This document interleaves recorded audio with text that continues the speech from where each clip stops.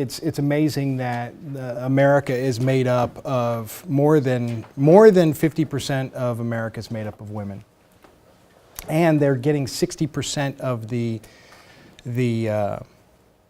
bachelor's degrees that are going out there. I think that's a fascinating statistic. But here's the broken piece, and a lot of people say women aren't really in STEM. Well, it's how you count STEM, right? So science also includes psychology and all kinds of other things, and women's degree programs are really high in those areas, but largely, if you go back, I think the statistic I read the other day from the NSF was probably 40 years ago, 1 woman in every 13 men graduated with a degree back then in STEM. 1 in 13. So, and today it's 2.8 women for every 4 men. So I thought that was fascinating. But then when you look at the statistics as a whole, in IT, 20% of the technology degrees are in women's groups.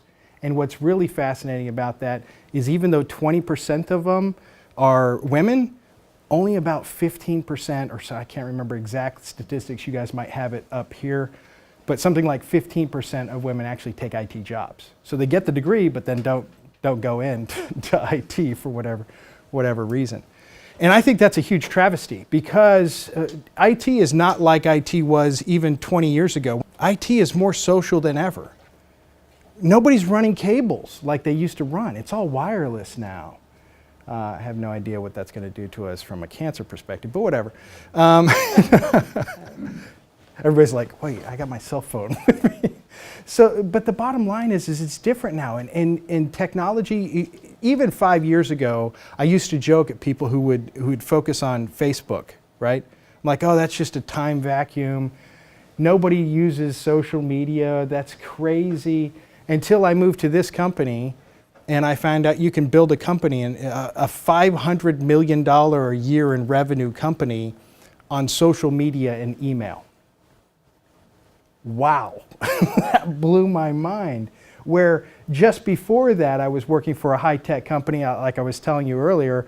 We're selling into the White House, we're selling into the Kremlin, we're selling into all of these big companies and big businesses around the world, but we're using a traditional marketing method to do that. We're using traditional salespeople, and it's almost gone are those days. And it seems like if you're over 40, it's okay for you to get in a car and go to the store, and that's just okay, right? But if you're under 40, if you're not buying it online and doing all your research online, you're doing it wrong, and it's killing our retail. So we have a moment right now as IT is transitioning from one wave of technology to a different wave of technology to really have women embrace this new cultural paradigm of technology and the social engineering associated with it. Because that, where I was opening earlier and talking about psychology degrees, and 80% of college degrees for psychology are women. Did you guys know that? That's crazy. 80%. It's a huge number. That psychology parlays directly into the technology that is hitting them every day. So it's a very fascinating evolution. In my team at the time when I hired Chelsea was like 20. Yeah. 19? Maybe 19. 19? She was 20? really young. Yeah.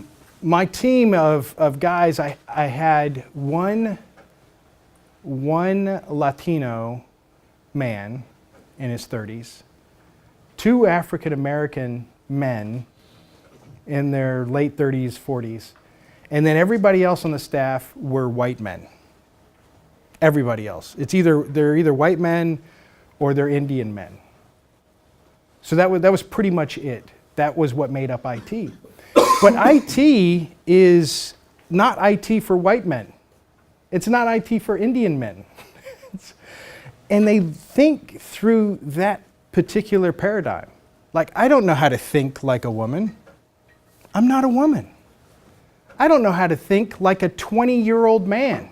I'm not a 20-year-old man.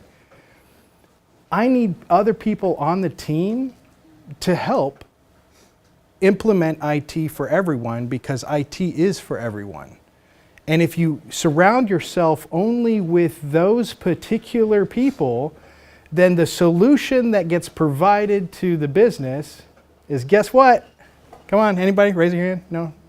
Come on, it's right there, right in front of you. Yeah, it's a white man's view or an Indian man's view of how the IT should operate in that particular instance. And you get nobody else's input in that process. And that's sad. So by adding a young female perspective, first of all, you get a millennial perspective, which is amazing, because I don't even know how they think like that. And then, sorry for the millennials in the room. And then secondly, you get a perspective that you got to empower them as a leader. You have to empower them to be able to speak.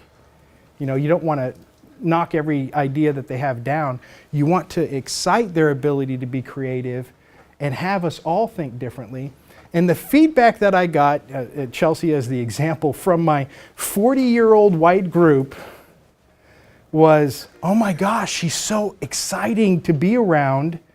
She loves technology, and I love teaching her this stuff because she makes me feel like I'm in college again, excited to learn this stuff. And that invigorated the entire team, being around that kind of infectious person. And that was hugely important to me because otherwise it was going to be just a humdrum kind of week in, week out. This is what we do, week in, week out. And then as we line up new and diverse people, they come to the table going, hey, you know, I really like where you're going with this, but have you thought about this? Something that would be not thought of at all. And we're like, you know, that's a good idea. Let's try and work that in, right? That's what the power of bringing women into the workforce can parlay. Thank you, Matt. Absolutely. Thanks, Always guys. a good experience. Yep.